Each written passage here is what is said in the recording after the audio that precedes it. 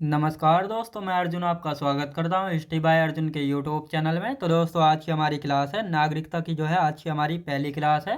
तो दोस्तों, वीडियो को अंत तक जरूर देखना ताकि सभी क्वेश्चन जो है आपको याद हो जाएं। साथ ही दोस्तों, अगर आप हमारे चैनल पर पहली बार आएँ तो हमारे चैनल को भी सब्सक्राइब कर लीजिएगा, साथ ही बेल आइकन को प्रेस कर लीजिएगा ताकि हमारे आने वाले वीडियो का नोटिफिकेशन जो है आप तक पहुँचता रहे। तो चलिए दोस्तों, वीडियो को स्टार्ट करते हैं। यानी आज की क्लास में हम पढ़ने वाले हैं नागरिकता के बारे में।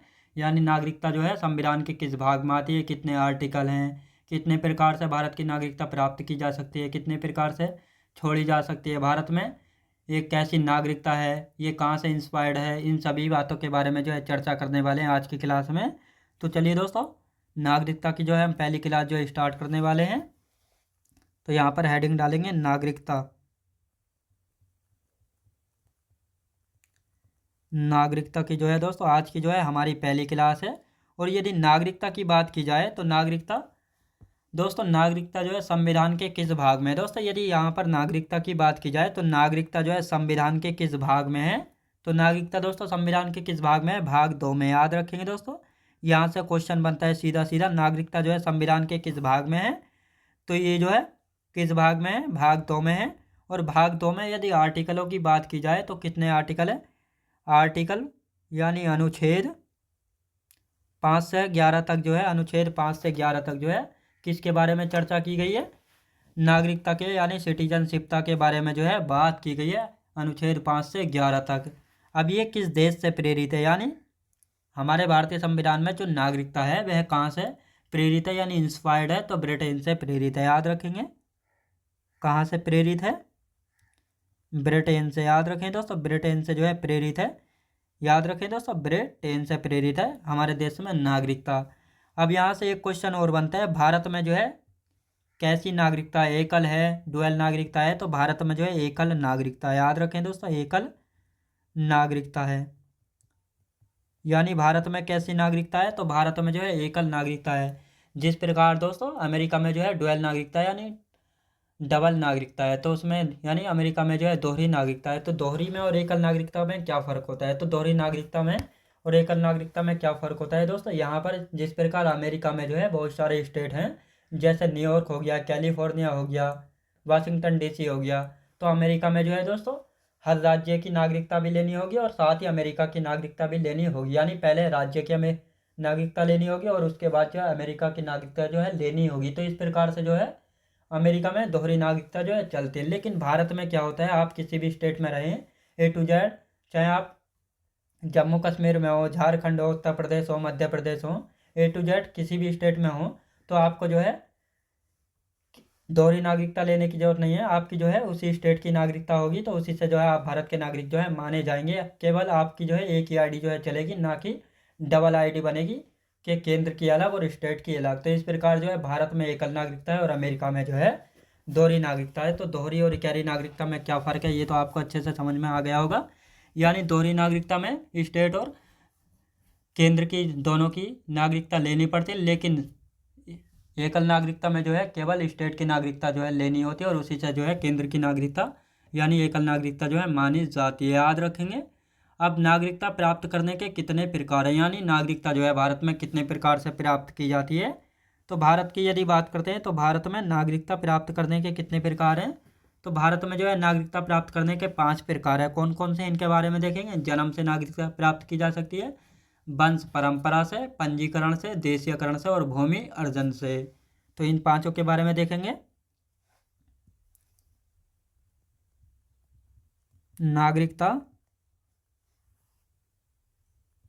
प्राप्त करने के प्रकार।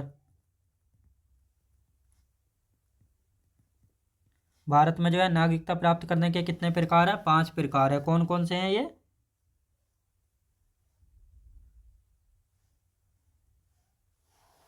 तो सबसे पहले देखेंगे कौन सा प्रकार है, जन्म से। याद रखें दोस्तों, जन्म से जो है नागरिकता प्राप्त की जा सकती है। फिर है वंश परंपरा से,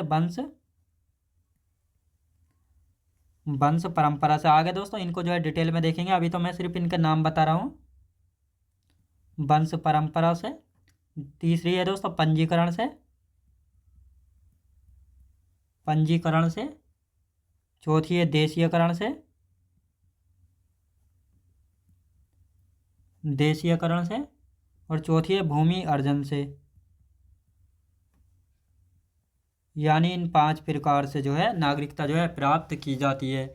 अब सबसे पहले देखेंगे दोस्तों, जन्म से किस प्रकार जो है नागरिकता प्राप्त की जाती है। यानी किसी भी व्यक्ति का जन्म दोस्तों, जन्म से मैं बता रहा हूँ, यानी किसी भी व्यक्ति का जन्म 26 जनवरी 1950 या उसके पश्चात जो है भारत में हुआ है, तो उसको जो है नागरिकता जो है मिल जाती थी। यहाँ पर कहा गया है यानी किसी भी व्यक्ति का जन्म जो है 26 जनवरी 1950 या उसके 26 जनवरी 1950 या उसके बाद, यानी 26 जनवरी 1950 के बाद अगर किसी का जन्म जो है भारत में हुआ है, तो उसको जो है जन्म के आधार पर जो है नागरिकता जो है मिल जाती थी। तो यहाँ पर जो है दोस्तों बहुत सारे अपवाद हैं, तो इनको देख लेते हैं। यानी विदेशी नागरिकों के जन्मे भारत में बच्चे, उनको जो है नागरिकता मिल जाती थी। दूसरा अपवाद क्या है, यानी शत्रु के अधीन भूभाग पर जन्मे बच्चों को भी जो है क्या मिल जाती, नागरिकता जो है मिल जाती थी। लेकिन यहाँ पर जो है बहुत जो है अपवाद हैं। यानी दूसरे पॉइंट में यहाँ पर कहा गया अपवाद में, शत्रु के अधीन भूमि अर्जन पर जो है जन्मे बच्चे, उनको भी जो है क्या मिल जाती थी, भारत की नागरिकता जो है मिल जाती थी। अब इसके लिए जो है शत्रु के अधीन, इसका मतलब क्या है दोस्तों, जिस प्रकार यानी भारत का कोई हिस्सा है यानी किसी और के कंट्रोल में है और उस पर जन्मे बच्चे को जो है नागरिकता मिल जाती थी। तो ये इसके बारे में यहाँ पर ये जो है चर्चा की गई। मान लेते हैं भारत का जो पीओके है वह किसके अधिकार में है, पाकिस्तान के अधिकार में, तो उस पर जन्मे बच्चों को भी जो है क्या मिल जाती, नागरिकता जो है मिल जाती थी। लेकिन 1986 में जो है नागरिकता संशोधन अधिनियम जो है बनाया गया था, उसमें कहा गया था कि जन्म से नागरिकता के लिए जो है माता पिता में से जो है कोई एक जो है भारतीय नागरिक होगा, तभी जो है भारत की नागरिकता जो है मिलेगी।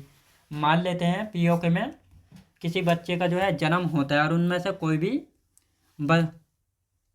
बच्चे का जब जन्म होता है तो उनमें से उसके माता पिता में से जो है कोई भी भारतीय नहीं है, तो उसको जो है नागरिकता नहीं मिलेगी। तो ये किस अधिनियम में बताया गया है, नागरिकता संशोधन अधिनियम 1986 के तहत जो है कहा गया है। लेकिन नागरिकता संशोधन अधिनियम 1986 से पहले जो है क्या होता था, चाहे बच्चे के माता पिता में से कोई भी भारतीय हो या ना हो, जो भी पीओके में जन्म लेता था उसको जो है भारत की नागरिकता मिल जाती थी। लेकिन यहाँ पर क्या किया गया, 1986 में जो है नागरिकता संशोधन अधिनियम 1986 में कहा गया था कि जन्म से नागरिकता के लिए जो है माता पिता में से जो है कोई एक जो है भारतीय नागरिक होना चाहिए, तभी बच्चे को जो है जन्म के आधार पर जो है नागरिकता मिलेगी, नहीं तो नहीं मिलेगी। और इस अधिनियम को लागू किया गया था 1987 में, याद रखेंगे। अब इसको लिख लेते हैं यहाँ पर। नंबर 1 पर आता है जन्म से नागरिकता, याद रखें दोस्तों, से जन्म से नागरिकता किस प्रकार जो है मिलती है, ये तो आपको अच्छे से समझ में आ गया होगा। यानी किसी व्यक्ति का जन्म, यहाँ पर लिखेंगे किसी व्यक्ति का जन्म 26 जनवरी 1950 या उसके पश्चात भारत में हुआ हो, याद रखेंगे दोस्तों, हुआ हो। यानी किसी व्यक्ति का जन्म जो है 26 जनवरी 1950 या उसके बाद जो है भारत में हुआ हो, तो उसको जो है जन्म के आधार पर जो है नागरिकता जो है मिल जाती थी। लेकिन यहाँ पर जो है बहुत सारे अपवाद हैं, तो ये अपवाद कौन कौन से हैं, इन अपवादों के बारे में भी देख लेते हैं। तो यहाँ पर लिखेंगे विदेशी राजनयिकों के भारत में जन्मे बच्चों को जो है भारत की नागरिकता मिल जाती थी, और शत्रु के अधीन भूभाग पर जन्मे बच्चों को भी जो है नागरिकता मिल जाती थी। तो पहले लिखेंगे विदेशी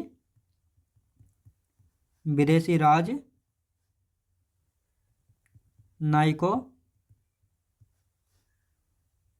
के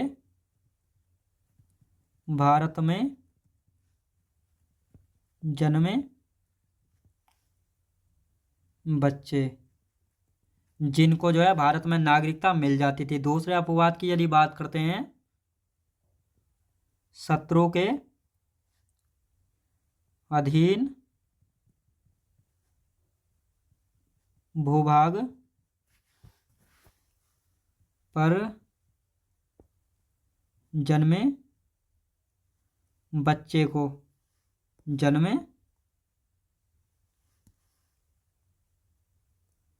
बच्चे को जो है नागरिकता मिल जाती थी। याद रखें दोस्तों, बच्चे को जो है नागरिकता मिल जाती थी, यानी जन्म के आधार पर जो है किसी व्यक्ति या बच्चे को आधार पर जो है नागरिकता जो है मिल जाती है। यहाँ पर अपवादों की यदि बात करते हैं, यानी विदेशी राजनयिकों के भारत में जन्मे बच्चे को जो है भारत की नागरिकता मिल जाती थी। दूसरा अपवाद है यहाँ पर, यानी शत्रु के अधीन, जैसे पीओके में जन्मे बच्चे को जो है भारत की नागरिकता जो है मिल जाती थी। तो ये थे अपवाद। अब यहाँ पर जो है दोस्तों 1986 में जो है एक नागरिकता संशोधन अधिनियम जो है बनाया गया था। यहाँ पर अधिनियम के बारे में लिखेंगे 1986 में 1986 में जन्म से नागरिकता के लिए माता पिता में से कोई एक भारतीय नागरिक हो। याद रखें दोस्तों, यानी 1986 में जो है एक नागरिकता संशोधन अधिनियम जो है किया गया था।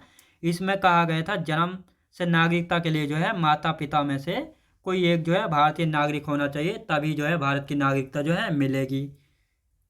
ये अधिनियम जो है कब बना था? तो ये नागरिकता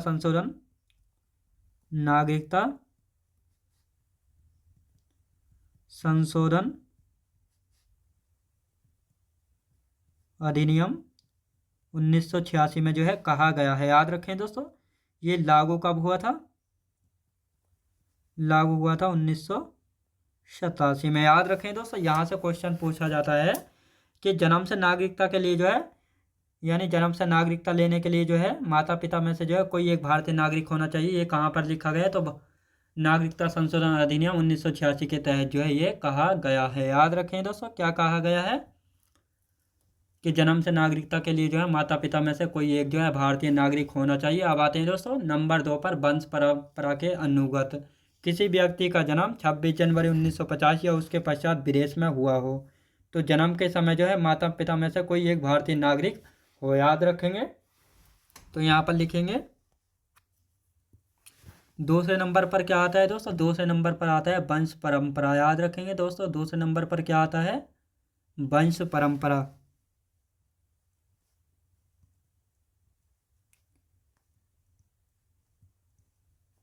वंश परंपरा के तहत जो है कैसे नागरिकता मिलती है, इस सभी के बारे में जो है आज की क्लास में जानेंगे, यानी इस टॉपिक में जानने वाले हैं। किसी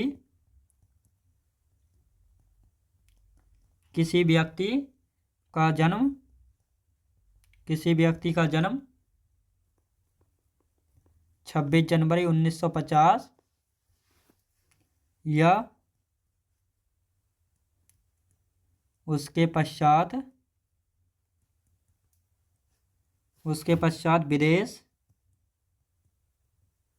विदेश में हुआ हो। याद रखें दोस्तों, हुआ हो।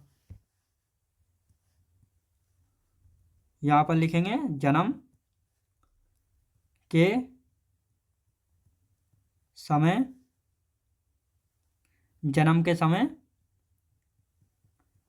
माता पिता में से कोई, अभी मैं आपको इसे अच्छे से समझाऊंगा, कोई एक भारतीय नागरिक हो। और यहीं पर जो है वंश परंपरा के अधीन भी जो है यहाँ पर एक नागरिक संशोधन अधिनियम जो है किया गया था, यानी नागरिकता संशोधन अधिनियम जो है किया गया था 1992 में। तो यहाँ पर पहले इसको अच्छे से समझ लेते हैं ताकि आपको बिल्कुल भी कन्फ्यूजन ना हो। वंश परंपरा के अकॉर्डिंग जो है कहा गया है, यानी किसी व्यक्ति का जन्म 26 जनवरी 1950 या उसके पश्चात जो है विदेश में हुआ हो, यानी कोई ऐसा व्यक्ति यानी महिला जो विदेश में जाकर रहने लगी हो और उसके बच्चे का जन्म जो है कहाँ पर हुआ? अमेरिका में जो है हुआ हो। मान लेते हैं अमेरिका में हुआ हो, जैसे प्रियंका चोपड़ा के बच्चे का जन्म जो है अमेरिका में हुआ, यानी उसके पुत्र जो है उसके पुत्र का जन्म कहाँ पर हुआ है? अमेरिका में जो है हुआ है। तो यहाँ पर यानी जन्म के समय जो है माता पिता में से कोई एक जो है भारतीय नागरिक हो तो उसको जो है वंश परंपरा के अनुसार जो है नागरिकता मिल जाती थी। लेकिन यहाँ पर जो है एक नागरिकता संशोधन अधिनियम किया गया 1992 में। तो इसके द्वारा कहा गया है विदेश में जन्मे बच्चे को माता की नागरिकता के आधार पर जो है भारतीय नागरिकता जो है मिल सकती है। याद रखें दोस्तों, यानी मिल जाती थी। लेकिन यहाँ पर नोट करके लिखेंगे कि 3 दिसंबर 2004 के बाद जो है भारत के बाहर जन्मे बच्चे को जो है वंश परंपरा के आधार पर नागरिकता नहीं दी जाएगी। अब क्यों नहीं दी जाएगी? इसके लिए जो है यहाँ पर एक शर्त यानी कंडीशन जो है रखी गई थी। शर्त में कहा गया था बच्चे के जन्म के 1 वर्ष के अंदर जो है भारतीय वाणिज्यिक दूतावास में जो है इसका रजिस्ट्रेशन जो है कराना होगा, तभी भारत की नागरिकता जो है मिल सकती है। लेकिन अगर ऐसा नहीं करते हैं 1 साल के अंदर बच्चे का रजिस्ट्रेशन जो है भारतीय वाणिज्यिक दूतावास में नहीं कराते हैं तो उसको जो है भारतीय नागरिकता नहीं भी मिल सकती, नहीं मिल सकती और जुर्माना अलग से लग सकता है। तो ये सब कहा गया है वंश परंपरा के अनुसार नागरिकता प्राप्त करने में। याद रखेंगे। अब आपको जो है अच्छे से समझ में आया होगा। अब आप इसको जो है लिख लेते हैं। तो यहाँ पर जो है दोस्तों वंश परंपरा में भी जो है एक नागरिकता संशोधन अधिनियम किया गया था 1992 में। नागरिकता संशोधन अधिनियम 1992। तो अब इसमें क्या कहा गया है दोस्तों? इस संशोधन में जो है क्या कहा गया था इसके बारे में जानेंगे। तो इस संशोधन में कहा गया था विदेश में जन्मे बच्चे को जो है माता की नागरिकता के आधार पर जो है भारतीय नागरिकता जो है मिल जाती थी। यानी विदेश में जन्मे बच्चे को माता की नागरिकता के आधार पर भारत की नागरिकता मिल जाती थी। लेकिन यहाँ पर नोट करके लिखेंगे, यहाँ पर जो है दोस्तों नोट करके लिखेंगे यानी नागरिकता संशोधन अधिनियम 1992 में ये कहा गया था विदेश में जन्मे बच्चे को जो है माता की नागरिकता के आधार पर जो है भारत की नागरिकता जो है मिल जाती थी। अब यहाँ पर नोट करके लिखेंगे कि नोट क्यों लिखेंगे, यानी 3 दिसंबर 2004 में कहा गया था 3 दिसंबर 2004 के बाद जो है भारत के बाहर अगर कोई भी बच्चा जो है जन्म लेता है तो उसको वंश परंपरा के आधार पर जो है नागरिकता नहीं मिलेगी। अब क्यों नहीं मिलेगी? इसके लिए भी जो है एक शर्त यानी कंडीशन जो है रखी गई थी। यानी बच्चे के जन्म के 1 वर्ष के अंदर ही जो है भारतीय वाणिज्यिक दूतावास में जो है उसका रजिस्ट्रेशन जो है कराना होगा। अगर आप ऐसा नहीं करते हैं तो ना ही बच्चे को जो है भारत की नागरिकता मिलेगी और साथ में आप पर जुर्माना भी जो है पड़ सकता है। याद रखेंगे। तो ये जो है कहा गया है। तो यहाँ पर जो है नोट करके लिखेंगे यानी 3 दिसंबर 2004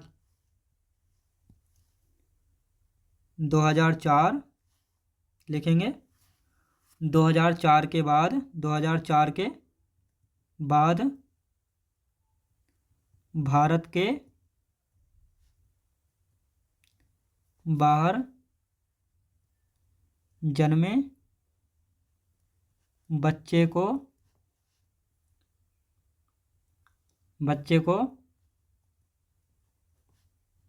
वंश परा के आधार पर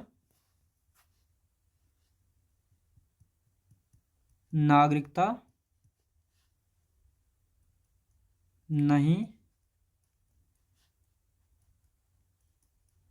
नहीं दी जाएगी। याद रखें दोस्तों, नहीं दी जाएगी। अब इसके लिए जो है कुछ शर्त यानी कंडीशन जो है रखी गई थी। इसके लिए कौन सी शर्त यानी कंडीशन जो है रखी गई थी इसके बारे में जानेंगे।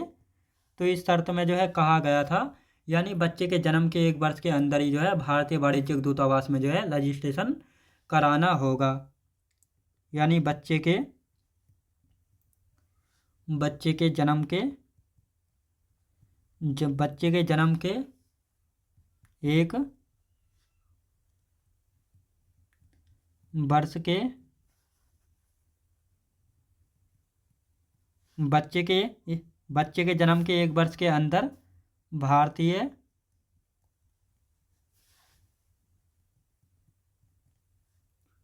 भारतीय वाणिज्यिक दूतावास में आवेदन कराना होगा। याद रखें दोस्तों, आवेदन कराना होगा, तभी जो है भारत की नागरिकता जो है मिलेगी। लेकिन आप ऐसा नहीं करते हैं तो आपके बच्चे को भारत की नागरिकता जो है नहीं दी जाएगी। याद रखेंगे दोस्तों, ये था हमारा वंश परंपरा के अनुसार इसके लिए जो है कौन कौन सी शर्तें हैं, किस प्रकार जो है नागरिकता दी जाती है। विदेश में रहने वाले बच्चे या उनके जन्मे बच्चे को जो है किस प्रकार माता के आधार पर या कौन कौन से इसमें कानून जो है बनाए गए, इन सभी के बारे में जो है हमने चर्चा की है। अब बात करते हैं दोस्तों, तीसरे नंबर पर आता है। तीसरे नंबर पर कौन सा आता है? तीसरे नंबर पर आता है दोस्तों पंजीकरण के द्वारा। याद रखें दोस्तों, तीसरे नंबर पर आता है पंजीकरण के द्वारा जो है कैसे नागरिकता जो है प्राप्त की जाती है। तो यहाँ पर लिखेंगे पंजीकरण से। याद रखें दोस्तों, पंजीकरण से कैसे नागरिकता जो है प्राप्त की जाती है। तो यहाँ पर लिखेंगे पंजीकरण से। यानी यहाँ पर जो है 2 पॉइंट जो है दिए गए, यानी ऐसा व्यक्ति जिसका जन्म जो है भारत में हुआ है लेकिन भारत के बाहर जो है निवास कर रहा है। दूसरा पॉइंट है दोस्तों, विदेशी महिला भारतीय पुरुष से जो है विवाह कर चुकी है, करने वाली है, तो उसको जो है भारत की नागरिकता जो है दी जा सकती है। अब इसके लिए कौन सी शर्त यानी कंडीशन है पंजीकरण से जब नागरिकता प्राप्त करते हैं, तो उसके लिए जो है 2 पॉइंट दिए गए। ऐसा व्यक्ति जिसका जन्म जो है भारत में हुआ है लेकिन वह भारत से बाहर निवास कर रहा हो, विदेशी महिला भारतीय पुरुष से जो है विवाह कर चुकी है, करने वाली है। तो इनके लिए कंडीशन है भारत में या भारत से बाहर जो है निवास 5 से 7 वर्ष तक जो है भारत में रह रहे हों और आवेदन या रजिस्ट्रेशन करने के 1 वर्ष पहले जो है भारत में रह रहे हों, तो उनको जो है पंजीकरण से जो है नागरिकता मिल जाती है। याद रखेंगे, तो यहाँ पर लिखेंगे ऐसा व्यक्ति जिसका जन्म भारत में हुआ लेकिन कहाँ पर रह रहा है? भारत से बाहर, लेकिन भारत के बाहर निवास कर रहा हो। याद रखें दोस्तों, निवास कर रहा, भारत के बाहर जो है निवास कर रहा हो। याद रखेंगे। और यहाँ पर दूसरी कंडीशन, विदेशी महिला भारतीय पुरुष से विवाह कर चुकी हो या करने वाली हो। अब इनके लिए जो है दोस्तों कौन सी शर्त यानी कंडीशन जो है रखी गई है ताकि इनको जो है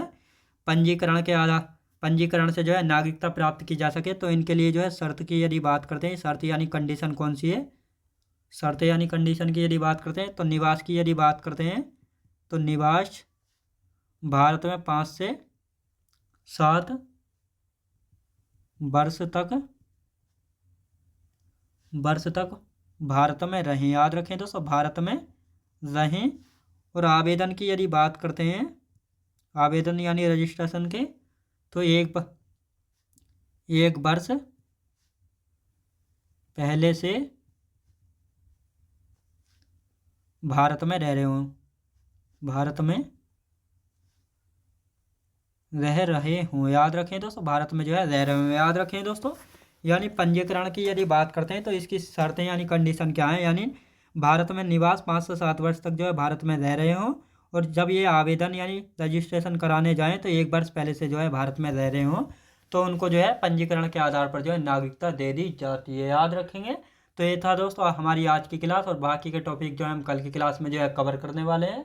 तो दोस्तों मैं उम्मीद करता हूँ आपको वीडियो क्वालिटी कंटेंट वगैरह सभी कुछ आपको पसंद आया होगा। पसंद आया तो लाइक शेयर और सब्सक्राइब करना बिल्कुल भी ना भूलें। साथ ही दोस्तों अगर आप हमारे चैनल पर पहली बार आएँ तो हमारे चैनल को भी सब्सक्राइब कर लीजिएगा, साथ ही बेल आइकन को प्रेस कर लीजिएगा ताकि हमारे आने वाले वीडियो का नोटिफिकेशन जो है आप तक पहुंचता रहे। तो चलिए दोस्तों मिलते हैं नेक्स्ट वीडियोज़ में।